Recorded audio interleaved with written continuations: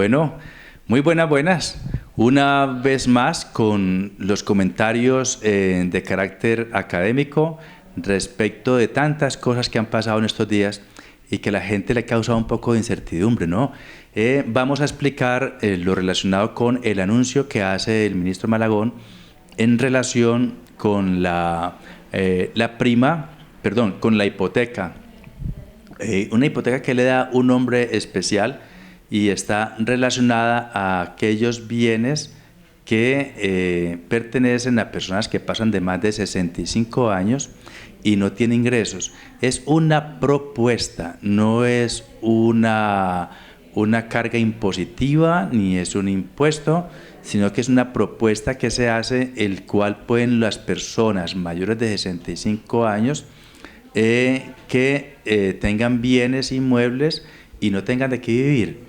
Ocurre en muchas oportunidades que hayan personas que tienen sus bienes, no tienen hijos o tienen hijos pero lo han dejado al abandono, no tienen ingresos por pensión ni por rentas de otros bienes ni de sus negocios y están totalmente desamparados. Frente a esta situación, lo que hace el gobierno o el ministro Malagón está proponiendo es una propuesta que aún no se ha materializado, es que se le dé una renta vitalicia a una persona que pasa de esa edad. En palabras textuales, un ejemplo práctico.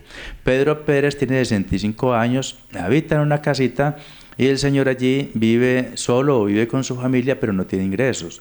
Está él, está su esposa y seguramente algunos familiares que él tiene, no importa con quién viva, pero no tiene ingresos, está pasando necesidades.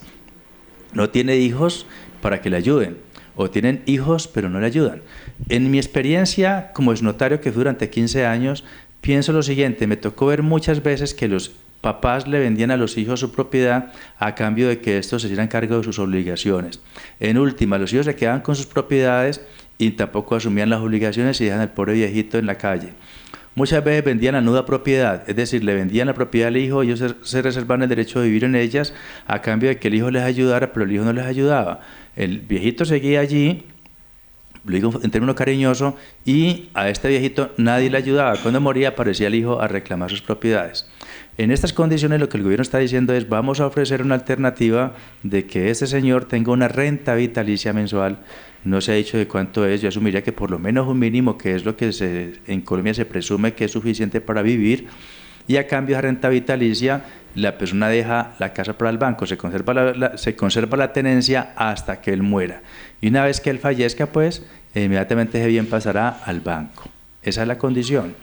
Yo pienso que es una buena alternativa en la medida de que habrán unos mecanismos que midan hasta dónde no puedo decir que el viejito tenga una casa de 1.000 millones de pesos y que a cambio de esta casa él reciba 1 millón de pesos mensuales. Habrán como las rentas vitalicias en los mecanismos de la pensión privada, en la cual se calcula cuánto es el monto que tiene ahorrado, de acuerdo a ese monto se le da la plata mensual. Habrán unos cálculos razonables para permitir llegar a esto. La propuesta va en ese sentido para que los oyentes que han escuchado la noticia tengan más o menos una idea de lo que se va a hacer.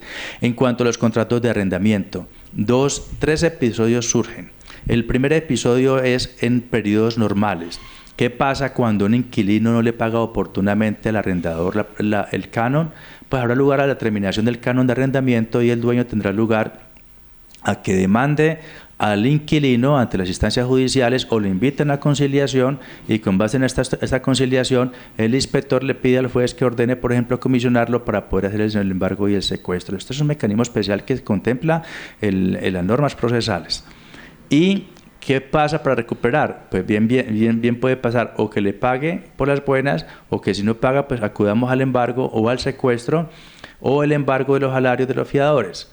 Yo pienso que en uno y otro caso los arrendadores en Colombia deben empezar a formalizar sus contratos de arrendamiento. Y para formalizar un buen contrato de arrendamiento, o deja sus bienes en las casas inmobiliarias, que en Tuluá son muy buenas, o deja sus bienes, o sigue él con sus bienes, pero se consigue un abogado para que ese abogado le haga un muy buen contrato de arrendamiento. Y ese abogado le hace un buen contrato de arrendamiento con todas las cláusulas que debe tener, y adicionalmente le establece las cláusulas penales, las cláusulas indemnizatorias, y adicionalmente le exigirá unos muy buenos inquilinos. Ese es el primer caso, el ordinario.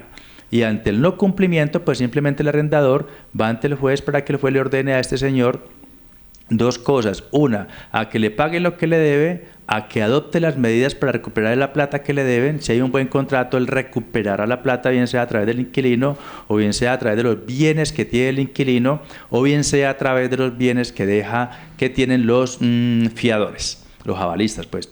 Esa es la primera situación. Y segundo lugar, le solicita al juez que le ordene a ese señor entregar el bien. Nunca usamos medidas de fuerza, sino a través de todo el Poder Judicial para que esta comisione a las autoridades de policía y pueda recuperar el bien. Esos son periodos normales.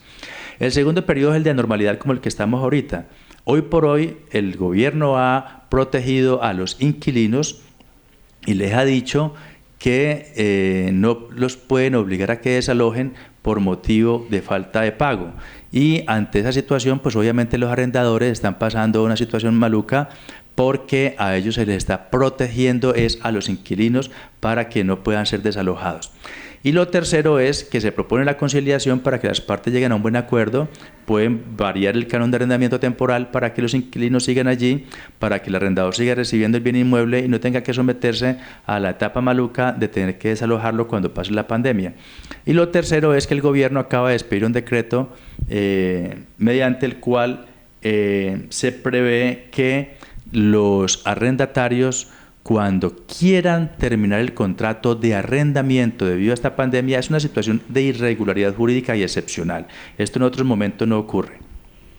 Entonces el gobierno ha dicho: los inquilinos de locales comerciales que no puedan pagar su contrato de arrendamiento pueden entregar el local comercial al menos cuando estén al día en el pago de arrendamiento.